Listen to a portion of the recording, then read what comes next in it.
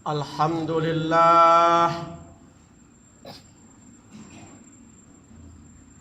Alhamdulillahillazi arsala rasulahu bil huda wa dinil haq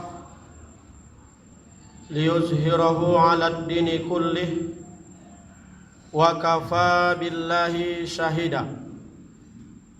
Ashhadu an la ilaha illallah wahdahu la syarikalah wa ashhadu anna Muhammadan abduhu wa rasuluh la nabiyya ba'dah.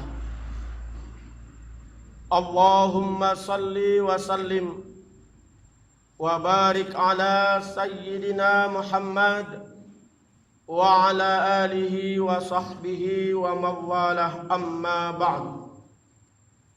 Faya ayyuhal muslimun rahimakumullah, usikum wa nafsi bitaqwallahi faqad fajal muttaqun. Qala Allah ta'ala fi kitabihil karim, a'udzu billahi minasy syaithanir rajim. Ya ayyuhalladzina amanu taqullaha haqqa tuqatih wa la tamutunna illa wa antum muslimun. Wa qala an-nabiy sallallahu alaihi wasallam fi kitabihil hadis, ittaqillah haitsu ma kunta wa atbi'is syai'atal hasanah tamhuha wa khaliqin nas bi khulqin hasan. Shadaqallahul azim. Orang-orang tua saya, bapak-bapak yang saya hormati, sidang jamaah Jumat, ma'asyiral muslimin, insyaallah dimuliakan dan dirahmati oleh Allah Subhanahu wa taala. Mengingat hadis qudsi yang disampaikan oleh Rasulullah kepada kita, yang berbunyi, faman lam yasbir ala balai walam yaskurli li na'mai walam yarda li qada'i falyatlub rabban siwai. Dalam hadis qudsi ini Allah Subhanahu wa taala berfirman kepada Rasul, lalu Rasul menyampaikan kepada kita. Kata Allah, faman lam yasbir balai, barang siapa yang tidak bisa bersabar terhadap cobaan dan ujianku, walam yashkur li na'mai, tidak mau bersyukur atas segala nikmat yang kuberikan, walam yarda li qada'i, dan tidak mampu dan tidak mau ridho, rela, ikhlas menerima ketetapan yang sudah kutetapkan, falyatlub rabban siwai, maka kata Allah dalam hadis ini, carilah Tuhan selain dari aku, kata Allah Subhanahu wa taala melalui hadis Rasulullah sallallahu alaihi wasallam. Yang pertama, kita dianjurkan untuk bersabar terhadap bala ujian yang menimpa kita di dalam hidup dan kehidupan ini. Ma'asyiral muslimin, sidang jamaah Jumat rahimakumullah, kita harus sadar dan menyadari bahwa hidup adalah ujian, dan ujian adalah bahagian dari kehidupan. Bisa jadi ujian itu dalam bentuk yang menyenangkan, bisa jadi juga ujian itu dalam bentuk yang tidak mengenakkan hati kita. Maka dituntutlah kita untuk sabar.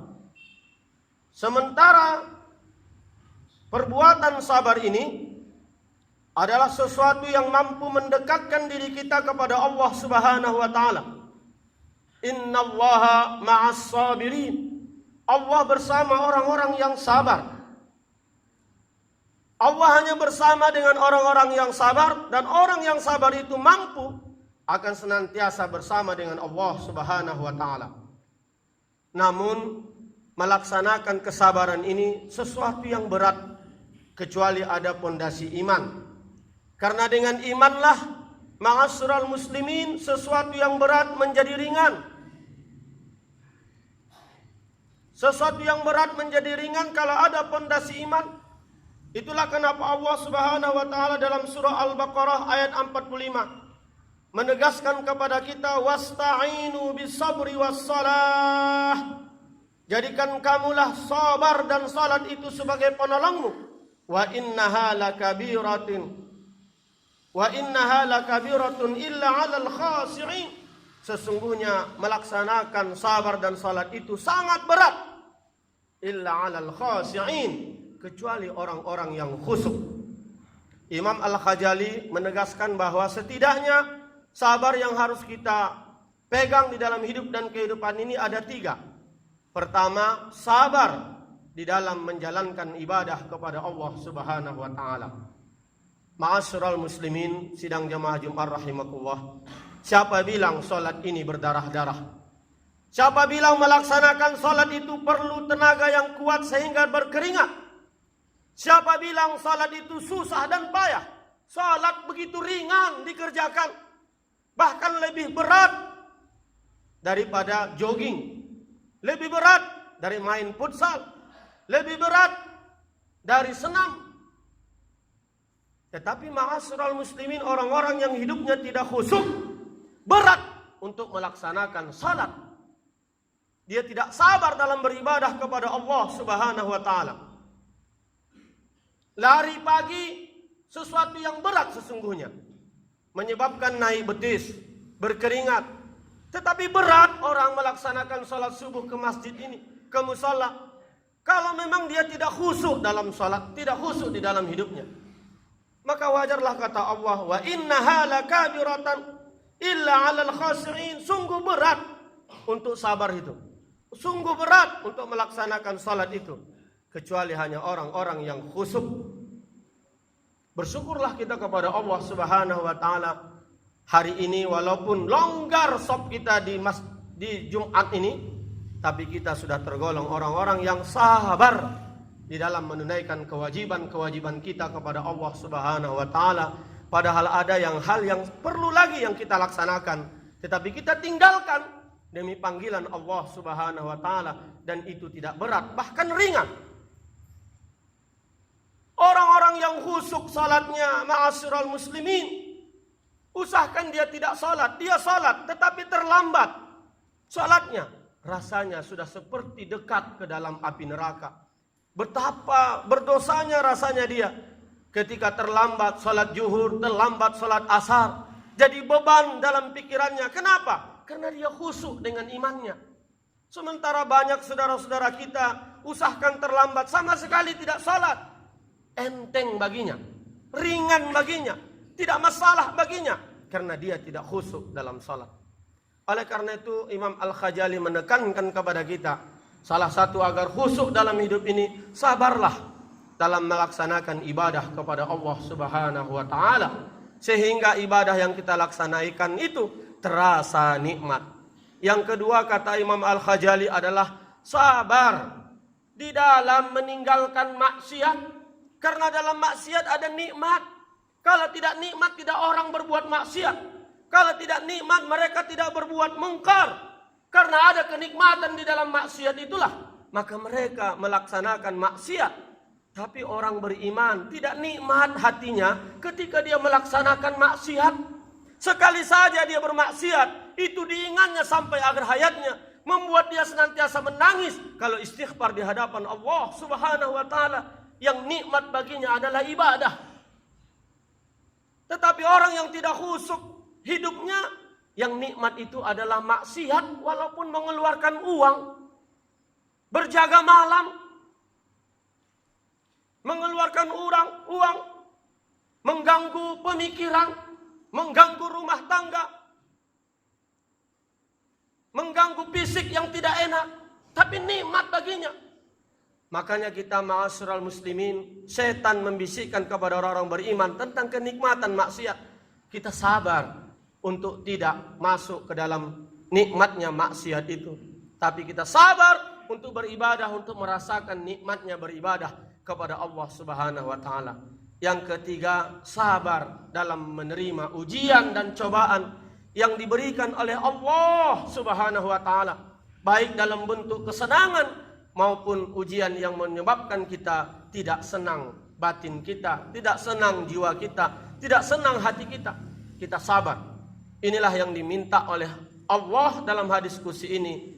Barang siapa yang tidak mampu bersabar terhadap bala yang kuberikan kepadamu, maka lebih baiklah cari Tuhanmu selain aku. Kata Allah Subhanahu wa taala dalam hadis qudsi yang disampaikan oleh Rasul kepada kita. Sekali lagi, mudah-mudahan kita termasuk hamba Allah yang sabar dalam 3 hal tadi. Sabar dalam beribadah kepada Allah, sabar dalam meninggalkan maksiat, sabar terhadap ketetapan yang diberikan oleh Allah Subhanahu wa taala kepada kita. Satu ketentuan, satu bala, satu ujian yang diberikan oleh Allah kepada kita. Sungguh ini berat, kecuali hanya orang-orang yang khusyuk. Sekali lagi Allah Subhanahu wa taala mengingatkan kepada kita, wasta'inu bis-sabri was-salah wa innaha lakabiratun illa 'alal khashi'in. Jadikanlah sabar dan salat sebagai penolongmu, dan sesungguhnya yang demikian itu sangat berat dilakukan kecuali orang-orang yang hidupnya khusyuk. Maka pantaslah ma'asyiral muslimin, orang yang salatnya khusyuk dipuji, dipuja oleh Allah. Qad aflahal mu'minun. Beruntunglah orang-orang mukmin.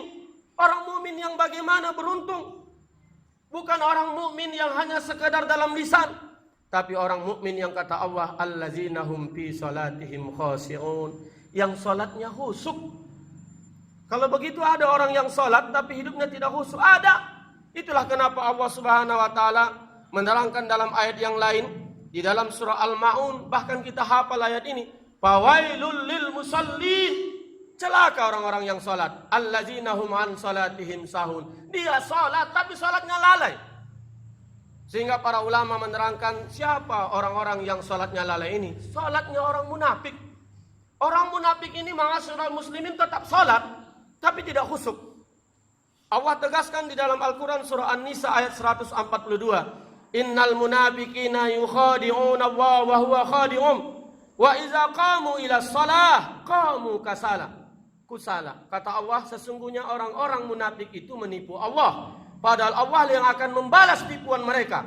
Dan apabila mereka berdiri untuk salat mereka itu berdiri dalam keadaan malas-malasan, sekedar menunaikan kewajiban, tak penting terdengar suara azan. Kalau begitu terdengar suara azan, dia masih sanggup mengatakan masih panjang waktu, masih lawang waktu. Maaf, sekali lagi mudah-mudahan kita terhindar dari hal yang begini. Salat dilaksanakan juga, tapi kusala, malas-malasan. Ini ciri orang salat yang munafik. Dan ini adalah ciri salat-salat orang yang tidak khusyuk. Dan ini celaka bagi mereka. Fawailul lil musallin. Ma'asyiral muslimin, yuk bergegaslah memenuhi panggilan Allah Subhanahu wa taala. Setiap panggilan Allah melalui muazin berkumandang, kecuali ada alasan-alasan syar'i. Karena itulah bentuk dari kita, bentuk dari mana kita menunjukkan kehusukan di dalam salat kita. Ma'asyiral muslimin, sidang jamaah yang dirahmati oleh Allah Subhanahu wa taala. Salah satu bentuk kehusukan kita ketika memenuhi panggilan salat, Allah tegaskan di dalam Al-Qur'an surah Al-A'raf ayat 31. Ya bunayya Adam, wahai anak Adam, khuzu zinatakum inda kulli masjid. Pakailah pakaian yang indah ketika engkau memasuki masjid. Jadi ternyata kesiapan kita memenuhi panggilan azan untuk datang ke masjid atau ke mushola salat berjemaah, itu juga bentuk dari kesiapan, kesungguhan kita khusyuk dalam menjaga salat kita. Kita datang salat bukan sekedar menutup aurat. Bagaimana ketika wali kota memanggil kita makan bersama di rumahnya? Siapkah kita memakai pakaian yang sekedarnya saja? Tidak. Kita akan memakai pakaian yang tidak bisa jadi mahal, tapi indah dipandang mata. Karena yang kita datangi itu adalah orang yang terhormat. Tetapi Allah Subhanahu wa taala memanggil kita untuk datang salat berjemaah di masjid atau di musala siapkanlah diri kita untuk memakai pakaian yang indah. Itulah kenapa orang-orang tua kita dulu spesial untuk sholatnya ada bajunya. Dan dia tidak mau memakai baju yang lain. Dan dia marah kalau dikasih dengan yang lain. Dia siapkan dirinya dengan pakaian yang rapi, indah, dipandang mata. Tidak hanya sekadar menutup aurat. Itu tanda-tanda bahwa dia ingin sholatnya khusyuk. Ma'asyiral muslimin sidang jamaah yang dirahmati Allah. Yang kedua, faman lam yaskur li na'mai, barang siapa yang tidak mampu bersyukur terhadap nikmatku. Allah tegaskan dalam hadis qudsi, yuk bersyukur kepada Allah atas nikmat yang diberikan oleh Allah. Yang Allah tegaskan di dalam Al-Quran, wa in ta'uddu ni'matallahi la tuhsuha. Nikmatku tidak akan mampu kalian hitung. Karena tidak mampunya dihitung, maka dalam surah Ar-Rahman lebih dari 30 kali Allah katakan, "Fabi ayyi ala'i rabbikuma tukadziban." Nikmat mana lagi yang kamu ingkari sehingga tidak kamu syukuri? Syukuri nikmat itu dengan ketaatan kepada Allah Subhanahu wa taala. Alhamdulillah, kita hari ini sudah berada di 9 Sya'ban. Berarti sekitar 20 hari lebih kurang kita masuk ke dalam bulan Ramadan. Sudah siapkah kita menyambut bulan Ramadan itu? Dengan memanfaatkan kesempatan usia kita hari ini untuk memperbaiki diri. Bukan ingin menyatakan diri kita yang paling baik. Manfaatkan kesempatan ini. Betapa banyak nikmat yang diberikan oleh Allah yang tak mampu kita hitung. Tapi ada 2 nikmat yang ditegur oleh Rasul dalam hadisnya. Ni'matani mahbun fihima katsiran minan nas. Ada 2 nikmat kata Rasul yang mereka banyak lalai celaka dengan nikmat itu. Pertama adalah as-siha wal farah, nikmat kesehatan, nikmat kesempatan. Mulai hari ini bersyukurlah kepada Allah. Allah masih memberikan kesempatan kita untuk hidup. Belum tentu kita masih punya kesempatan besok hidup lagi. Maka manfaatkan hari ini dalam rangka untuk memperbaiki diri. Maka salah satu syarat agar sholat kita khusyuk, kata para ulama, ketika kita sholat, bayangkanlah itu sholat terakhir kita. Tidak boleh kita mengingat yang lain. Tapi saat kita sholat, ketika takbiratul ihram sampai salam, bayangkanlah bahwa itu sholat terakhir kita. Betapa banyak saudara kita hari ini sholat Jumat, karang asar dia tidak sholat lagi. Ada orang yang sholat asar menuju maghrib, dia berjalan kaki ke musala, dia tidak bisa lagi sholat maghrib. Betapa banyak orang di saat sujud terakhirnya langsung meninggal dunia. Kalau ini yang kita bayangkan, insya Allah kita mendapatkan hakikat khusyuknya dalam sholat. Maka bayangkanlah Jumat ini adalah Jumat terakhir kita, sehingga kita tidak main-main nanti dalam sholat. Mudah-mudahan rasa syukur kita kepada Allah Subhanahu wa taala mengantarkan kita menjadi manusia yang terus mau memperbaiki diri. Dari hal yang tidak baik menjadi baik, dari yang baik menjadi lebih baik. Bukan mengakui kita yang paling baik, paling benar. Teruslah memperbaiki diri. Bukankah Umar ibn Khattab, sahabat yang dijamin Rasul masuk surga, sahabat yang tidak bisa kita tindihi kelebihan amalnya, tapi ketika habis sholat isya dia sempatkan menangis. Dan ketika ditanya sahabat-sahabat yang lain, Amirul Mukminin, kenapa kau menangis? Kenapa aku tidak menangis? Siapa yang bisa menjamin ibadahku sejak dari subuh sampai malam ini adalah diterima oleh Allah Subhanahu wa taala? Dan siapa yang bisa menjamin bahwa kita besok masih bisa beribadah kepada Allah dan beristighfar atas dosa-dosa kita? Itu Umar. Umar yang gurunya langsung Rasul ternyata merasa tidak lebih baik dari yang lain, masih merasa kurang amalnya. Masa kita baru satu guru mengaji sudah merasa paling baik, paling benar, yang lain salah, sehingga saling memunafikkan, saling menuding kafir dan segala macam. Nauzubillah summa nauzubillah min zalik. Jadikan kesempatan bulan Sya'ban ini saling memperbaiki diri. Yang ketiga terakhir, kata Allah dalam hadis qudsi kepada Rasulullah, famal lam yarda liqadai. Barang siapa yang tidak ridho terhadap ketetapanku. Salah satu ketetapan Allah dalam bentuk aturan. Salah satu aturan yang dekat akan sampai kepada kita adalah bulan Ramadan. Maka wajarlah dipertanyakan kehusukan hidupnya. Kalau semakin dekat bulan Ramadan, dia semakin gelisah. Gelisah bukan karena persoalan akhirat, tapi gelisah karena dunia. Listrik naik, air naik, semuanya serba naik. Pergi ke laut tak berikan. Sementara Ramadan sudah dekat, yang dipikirkannya adalah dunia bukan akhirat. Akhirnya dia gelisah. Tidak sepatutnya kita gelisah. Yang sepatutnya adalah kita gembira kalau bisa cepat datang Ramadan ini. Karena masjid akan ramai. Orang yang berutang akan bayar utang. Orang yang bersalah akan akan minta maaf kepada orang yang bersalah.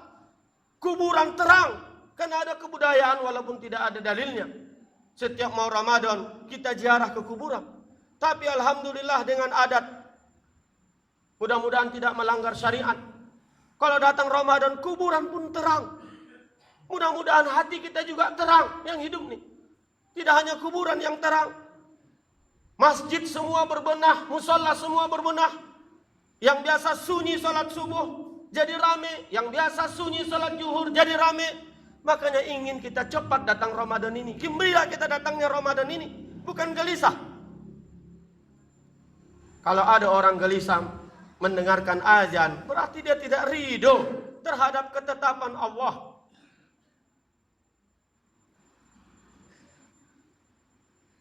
Kalau Allah sudah menetapkan jangan angkat pemimpin orang kafir, kita masih cari sana sini, dalil sana sini, tidak ridho. Maka dia berarti tidak ridho terhadap ketetapan Allah Subhanahu wa taala. Itulah kenapa orang Islam dilarang bertato. Kenapa tato? Salah satu hikmahnya adalah tidak ridho terhadap ketetapan Allah. Menghadirkan tubuh kita tanpa bunga, tanpa kupu, tanpa tulisan. Kenapa harus ditulis-tulis?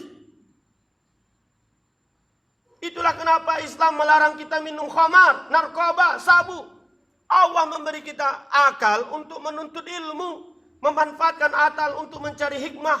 Kalau kita rusak akal ini dengan cara yang salah, Allah tidak ridho. Berarti kita tidak ridho terhadap ketetapan akal yang diberikan oleh Allah Subhanahu wa taala. Itulah kenapa ma'asyiral muslimin, seluruh syarat ibadah dan amal soleh dalam Islam syaratnya punya akal. Kalau dia punya akal wajib salat. Yang tidak punya akal tidak wajib salat.